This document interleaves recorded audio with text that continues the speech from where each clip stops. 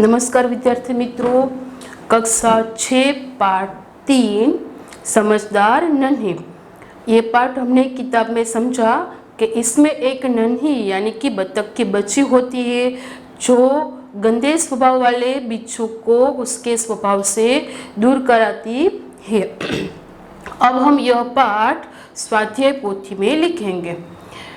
प्रश्न नंबर 1, निम्नलिखित प्रत्येक प्रश्न के उत्तर के लिए दिए गए विकल्प में से सही विकल्प चुनकर उसका क्रम अक्षर प्रश्न के सामने दिए गए कोष्टक में लिखिए। प्रथम, बिच्छू को खाली जगह सूझी। बिच्छू को क्या सूझी थी? पाठ में क्या आया था? तो कैसी शैतानी, शैतानी यानी कि शरारत અને ગુજરાતીમાં મજાક થાય। बिच्छू अपनी गंदी आदत का खाली जगह था। उत्तर है बी, गुलाम। 3, बिच्छू के प्राण पुनः किसमें पड़ गए? पुनः એટલે કે ફરીથી। પહેલી વખત તો ઈ દલદલમાં ફસાણો હતો, તો બીજી વખત बिच्छूના प्राण ક્યાં પડ્યા હતા? તો કે સંકટમાં, संकट में फंसे। उत्तर सी। नंबर 4, मौत सामने देखकर बिच्छू को किसकी याद आई? उत्तर है डी, नन्ही की। 5, बिच्छू ने किसे डंक न मारने का वचन दिया? उत्तर है डी, निर्दोषों को। बिच्छू दूसरी बार कहाँ गिरा? दूसरी बार कहाँ गिरा था? तो कि नदी की पानी की धारा में, એટલે કે એ આન્સર આવશે નો। આ બધાય તમારે વા ચોરસ ખાનામાં લખવાના છે। प्रश्न नंबर 2, कोष्टक में से उचित शब्द चुनकर रिक्त स्थानों की पूर्ति कीजिए। नन्ही ने बिच्छू की खाली जगह पुकार सुन ली। कैसी पुकार सुन ली? तो के करुण पुकार। 3, बिच्छू खाली जगह में फंस गया। बिच्छू किस में फंस गया था? दलदल, दलदल यानी कि कादव कीचड़। तीसरी, डंक मारना बिच्छू का खाली जगह था, स्वभाव।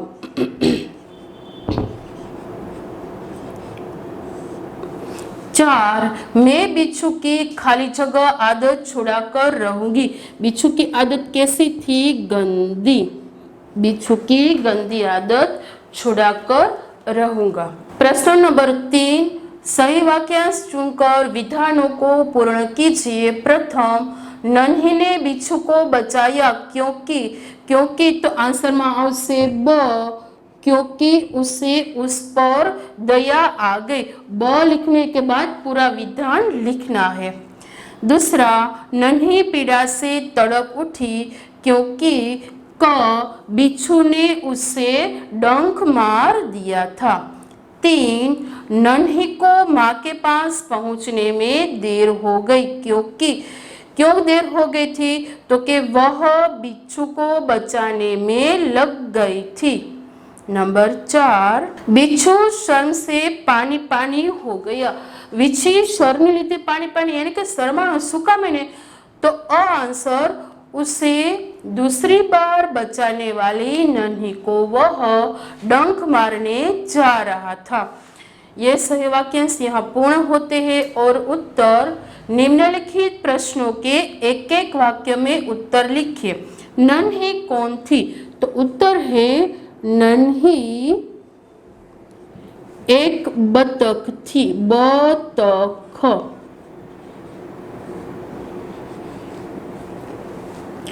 दूसरा, बिच्छू ने नन्ही से क्या प्रार्थना की? अहियां क्या छे ये निकाल देना, फिर पूर्ण वाक्य में उत्तर लिखना है। यह प्रार्थना की कि तू यह गंदी आदत छोड़ दो,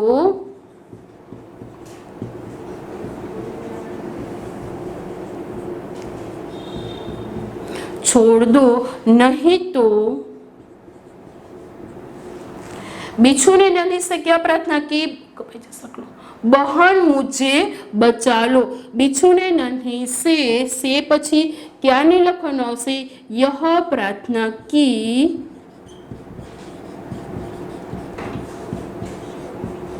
बहन मुझे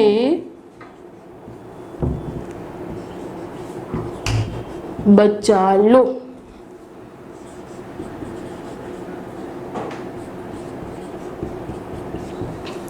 माँ ने नन्ही ने माँ के सामने क्या निश्चय किया? तो नन्ही ने माँ के सामने यह निश्चय किया कि वह गंदे स्वभाव वाले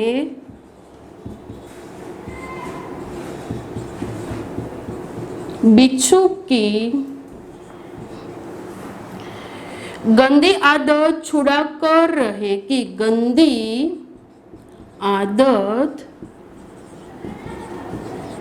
छुड़ा कर रहेगी।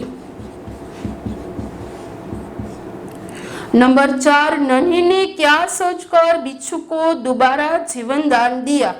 तो उत्तर इस प्रकार आएगा, नन्ही ने यह सोचकर, क्या निकल जाएगा क्या की जगह यह सोचकर दोबारा जीवन दान दिया कि शायद उसने अपनी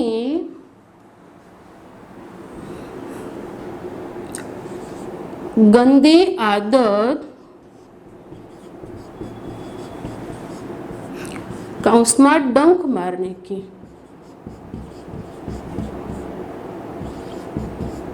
छोड़ दी हो।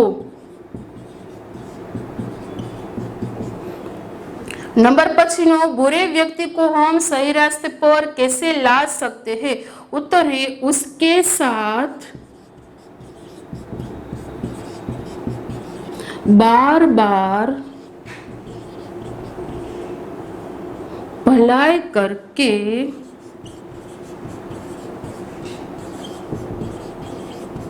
उसे सही रास्ते पर ला सकते हैं।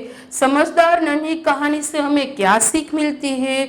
उत्तर है, समझदार नन्ही कहानी से हमें सीख मिलती है कि धीरज और प्रेम से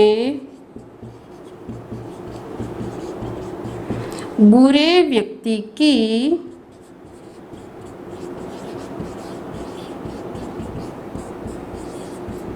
बुराई छुड़वा सकते हैं।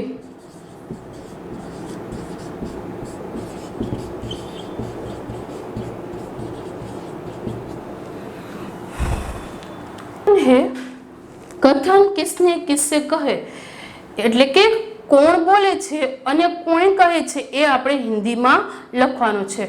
नंबर 1, माँ मैं उसकी गंदी आदत छुड़ाकर रहूंगी, ऐसा किसने कहा था? तो नन्ही ने।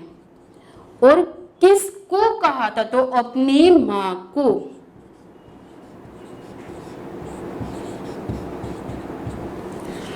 दूसरा, क्या करूं? डंक मारना मेरा स्वभाव है। डंक मारवानो स्वभाव कौन होतो? तो के बिच्छू का। और ऐसा किसने कहा था? नन्ही को। 3, तुम यह गंदी आदत छोड़ दो, नहीं तो मुसीबत में कोई तुम्हारी मदद नहीं करेगा, ऐसा नन्ही ने बिच्छू को कहा था।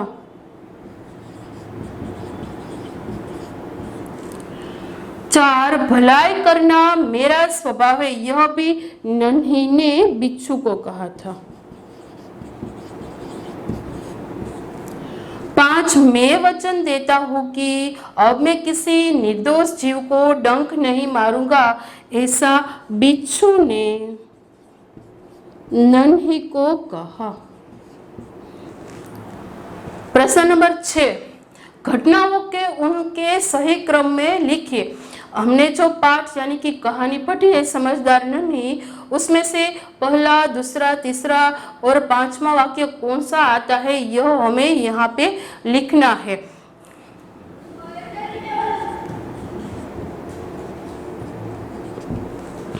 इस तरह के क्रम है।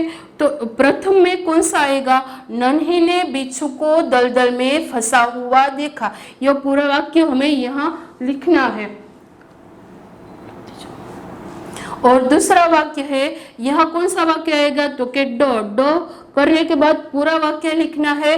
और दूसरा, नन्ही बिच्छू की आवाज सुनकर दौड़कर आई, यहाँ पे अ लिखने के बाद पूरा विधान लिखना है। तीसरा विधान है, नन्ही ने बिच्छू को दलदल से निकालकर सूखे स्थान पर रख दिया।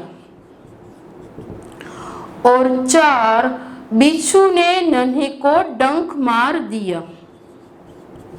5वां वाक्य, नन्ही अपनी मां के पास चली गई। घटनाक्रमમાં હોય એ રીતે આપણે અહીંયા પાઠને આધારે ગોઠવીને લખવાના છે। प्रश्न नंबर 7, निम्नलिखित प्रश्नों के उत्तर लिखिए। यह सविस्तार प्रश्न है, ये पॉइंट में या पैराग्राफ के रूप में लिखना है। डंक मारने पर नन्ही ने बिच्छू से क्या कहा? उत्तर है, डंक मारने पर नन्ही ने बिच्छू से कहा कि मैंने तो तुम्हारी जान बचाई थी, फिर भी तुमने मुझे डंक मार दिया। तुम यह गंदी आदत छोड़ दो, नहीं तो मुसीबत में कोई तुम्हारी मदद नहीं करेगा। ये प्रथम का उत्तर था। नंबर 2, माँ ने नन्ही से बिच्छू के स्वभाव के बारे में क्या कहा? माँ ने नन्ही से क्या कहा था बिच्छू के स्वभाव के बारे में? उत्तर है, माँ ने नन्ही से बिच्छू के स्वभाव के बारे में कहा कि बिच्छू अपनी गंदी आदत का गुलाम है। तुम चाहे उसे कितनी बार बचाओ, पर वह बार बार डंक मारता रहेगा। नंबर 3, बिच्छू को पछतावा क्यों हुआ? उत्तर है, नन्ही ने बिच्छू के साथ भलाई की थी, फिर भी बिच्छू ने डंक मारने की आदत नहीं छोड़ी। जब वह नन्ही को दूसरी बार डंक मारने के लिए आगे बढ़ा, तब उसे अपनी गलती समझ में आ गई और उसे पछतावा हुआ। नंबर 4, नन्ही बत्तख का स्वभाव कैसा था? उत्तर है, नन्ही बत्तख का स्वभाव भलाई करना था। जो भी नन्ही के साथ बुरा व्यवहार करता था, नन्ही बत्तख उसके साथ भी भलाई का काम करती थी और वह किसी से बदला लेने के लिए अपनी अच्छी आदत छोड़ना नहीं चाहती थी और इस तरह नन्ही का स्वभाव भलाई करना था। प्रश्न नंबर 8, समानार्थी शब्द लिखिए। नदी तो सरिता, स्थान तो जगह, स्वभाव तो प्रकृति, मुसीबत तो संकट, प्रसन्न तो खुश और थिरकना तो नाचना। प्रश्न नंबर 9, निम्नलिखित शब्द को शब्दकोश के क्रम के अनुसार लिखिए। यानी कि यह कक्कावारी है। सबसे पहले हमें व्यंजन देखने हैं। व्यंजन है तो इसमें से तो एक ही शब्द व्यंजन का स्वर का नहीं है, सिर्फ 5 अक्षर व्यंजन के है। तो व्यंजन यानी कि हम क ख ग घ देखें तो इनमें से सबसे पहला शब्द कौन सा आएगा? तो के डंक, ड के बार न यानी कि नदी, न बिच्छू, बिच्छू के बाद म या स में से सबसे पहले मुसीबत और 5वां अक्षर शैतानी। यह वर्णमाला के क्रम है। जो स्वर और व्यंजन में से प्रथम आता है उससे हमें इस तरह से लिखना है। विराम चिन्ह, प्रश्नार्थ चिन्ह, उद्गार चिन्ह, एक हरा अवतरण चिन्ह, दोहरा अवतरण चिन्ह और विस्मय चिन्ह, अर्धविराम, यह इस तरह के वाक्य है। तो सबसे पहले हमें ये वाक्य यहाँ पे फिर से लिखने हैं, जैसे कि बिच्छू बोला, नन्ही बहन आज तुम जीत गई।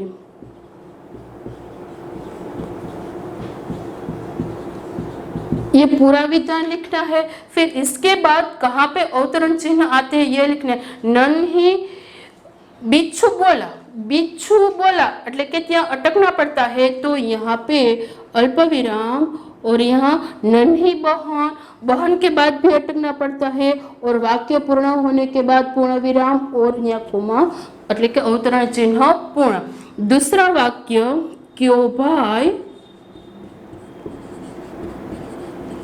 तुमने मुझे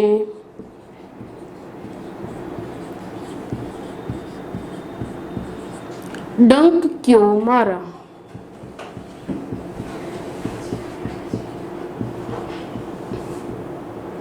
क्यों भाई तुमने मुझे डंक क्यों मारा, तो यहाँ दो अवतरण चिन्ह भाई पछी अटकવું પડે એટલે अल्प विराम, तुमने मुझे डंक क्यों मारा, क्यों એટલે प्रश्न चिन्ह आवशे અને અહીંયા अवतरण चिन्ह पूर्ण थशे।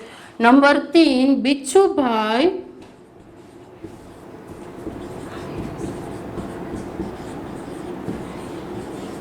ठिठक क्यों गई, डंक मारो।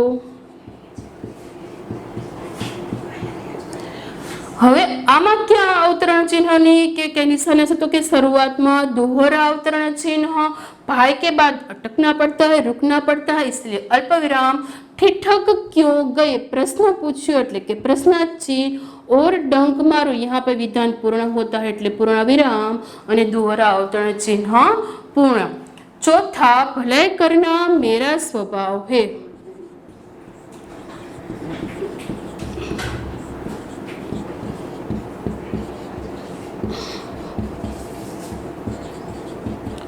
इस विधान में भलाई करना मेरा स्वभाव है, किसी जगह पर अटकना पड़ता नहीं, इसीलिए भलाई करना मेरा स्वभाव है, यहाँ पूर्ण विराम, यहाँ दोहरा अवतरण चिन्ह। पछी बहन मुझे बचा लो।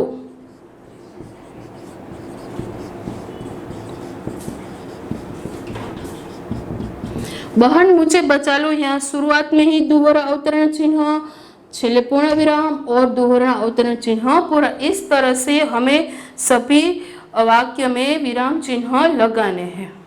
प्रश्न नंबर 11, निम्नलिखित मुहावरों के अर्थ लिखकर उनका वाक्य में प्रयोग कीजिए, यानी कि मुहावरा એટલે કે ગુજરાતીમાં આપણે એને રૂઢિપ્રયોગ किए। प्रथम है अनसुनी करना, यानी कि ध्यान न देना।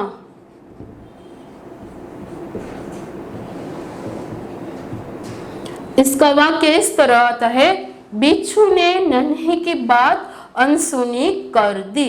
शर्म से पानी पानी होना, बहुत लज्जित होना।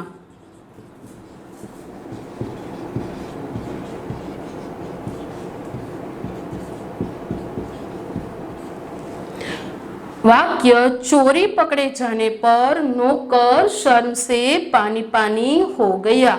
राह दिखाना, यानी कि रास्ता दिखाना।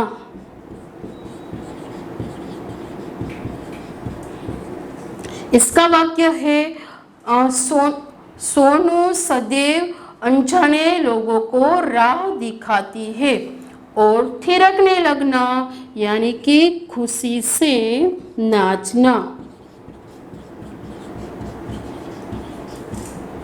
इसका विधान है, बच्चे का गीत सुनकर सब खुशी से नाचने लगे। प्रवृत्ति भलाई के बारे में अन्य कहानियां पढ़ी। यहाँ पे नन्ही ने बिच्छू के साथ भलाई की थी और उसकी गंदी आदत छुड़ाई थी, यह तो कहानी हमने पढ़ी। पर ऐसी कहानी लोगों में भी दिखाई देती है जो बुरे लोगों की बुरी आदत छुड़वाकर उसे सही मार्ग पर ला सकते हैं। ऐसी कहानी जो आपने कहीं से सुनी हो या पढ़ी हो, यह हमें यहाँ पे लिखना है। यदि नन्ही की जगह आप होते तो बिच्छू के साथ कैसा व्यवहार करते? जो नन्ही बतख थी उसकी जगह तुम यानी कि खुद होते तो कैसा व्यवहार करते? तो उत्तर है, मैं भी नन्ही की तरह बिच्छू की गंदी आदत छुड़वाती और उसके साथ में भलाई का व्यवहार करती। बिच्छू और नन्ही वार्तालाप में अपने शब्दों में लिखे। जो हमने कहानी पढ़ी थी, इस कहानी को आप अपने शब्दों में लिखना है। कबूतर और चींटी कहानी अपने छात्र मित्रों को सुनाइए। यह कहानी लेखन विकास में भी है और गुजराती में भी पढ़ी होगी। एक नदी है। सबसे पहले तो कबूतर और चींटी है जो ये तो उसका शीर्षक है।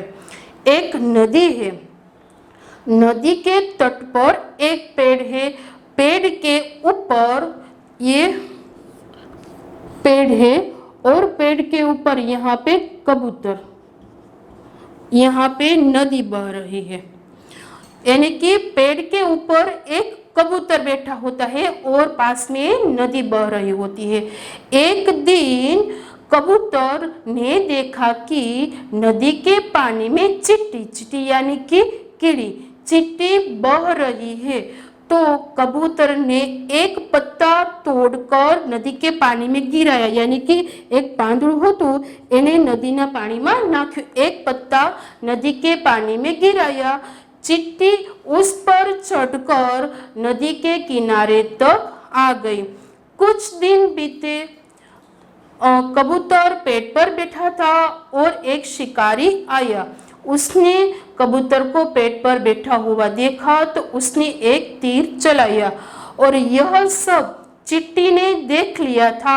वह शिकारी के पास आई और उसके पैर में काट लिया और जैसे ही वह निशान चलाने वाला था तो निशान चुभ गया और वह पत्तों में लग गया और पत्तों की खड़खड़ाहट में कबूतर वहां से उड़ गया।